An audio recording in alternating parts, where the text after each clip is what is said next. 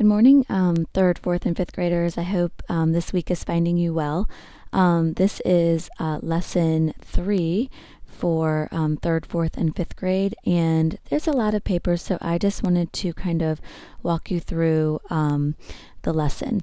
We're learning about artist Mark Bradford, and he was an artist that as you read, used paper to make his art because he didn't have paint and other things that he could use. So he ended up using paper from his mom's hair salon to make his art. So this week's art project is about finding papers that mean something to you.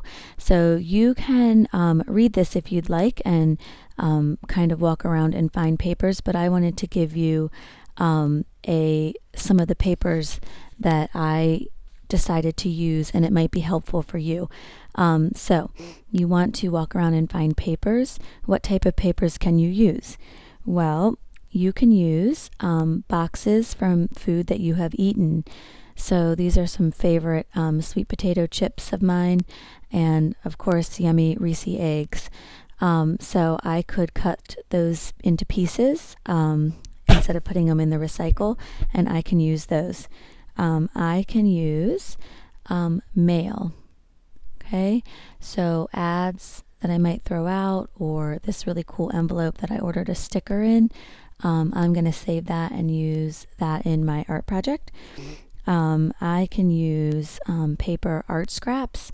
So I just made a galaxy shape poster, and these were kind of the scraps and experiments from that. So I can also use coloring sheets, and these can be something that you have colored or not colored yet. Maybe you just didn't use it, and this is the perfect project to do that in. So you can use coloring sheets. You can use printed paper that you don't need anymore. So this was from lesson 1. I had printed the story out for my daughter. We don't need that anymore, so I can definitely use that for artwork. I think, to be honest, an old calendar or even a current calendar, if you have a second one, would be very fitting, kind of cool to use for this project. And paper from old art projects, or I should say kind of like art scraps, but I was cleaning out. So if you were cleaning out something, I found this paper here. And maybe let's say this isn't the color I want to use. Well, an option they said was to do a texture rubbing, and that texture we know is the way something feels. So maybe I don't want this silver, maybe I want blue. So I could take even a scrap piece of paper, and a crayon would work better, but a colored pencil on it's kind of tilted on its side, and I could rub some textures onto paper, and I could use that. So these are all the things when you're walking around after you've read over the project that you can find. Coloring sheets, old calendars, mail, printed out paper from art projects, or for me, cleaning out things, boxes from food you've eaten, art scraps, all those things. And I might, at our meeting this Wednesday, ask if what other things you have come up with. Okay, so for my project, I decided to use the art scraps, this paper that I almost got rid of when I was going through some scrapbooking stuff, and this very cool envelope. So in the try it, or show it, I should say, it does say that you can weave these papers together, which I know that you know how to do. You know how to weave. We've done weaving in third, fourth, and fifth. We did it in third grade.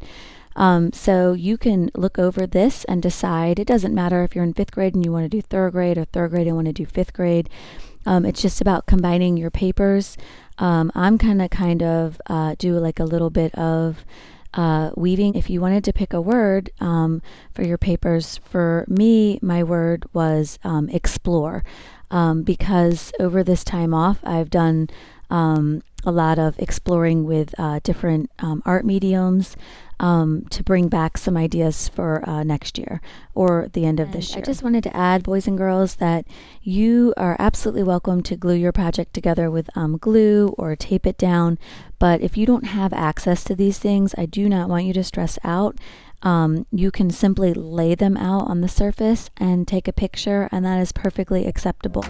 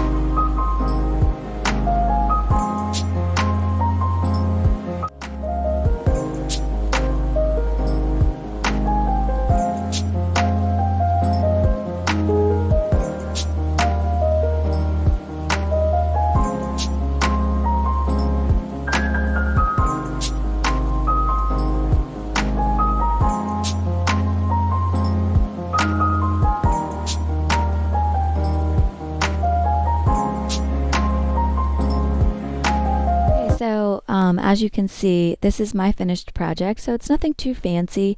I'm happy with it. I played around. I kind of went under, over here, but that's okay. I'm happy with it. I've glued it. Again, if you don't have glue or tape, you don't have to.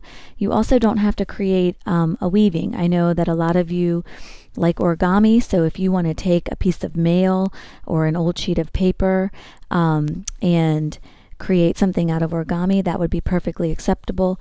You can also crumble the paper like this, flatten it back out, and I could use that to weave in or to make a drawing or a rubbing on. But it's whatever you can do or want to do with your paper. This is just one thing. You could make a face. You could make something out of origami. You could create a sculpture out of your paper. Mine is flat 2D, but you can definitely make something 3D. So I can't wait to see what you guys, what papers you use and what you make out of these papers. So when I was creating, I was thinking of the word explore. Just because I was kind of putting these shapes in, and you don't usually weave with shapes, you usually weave with strips of paper. So for me, I was kind of playing around with how can I weave these shapes into my weaving.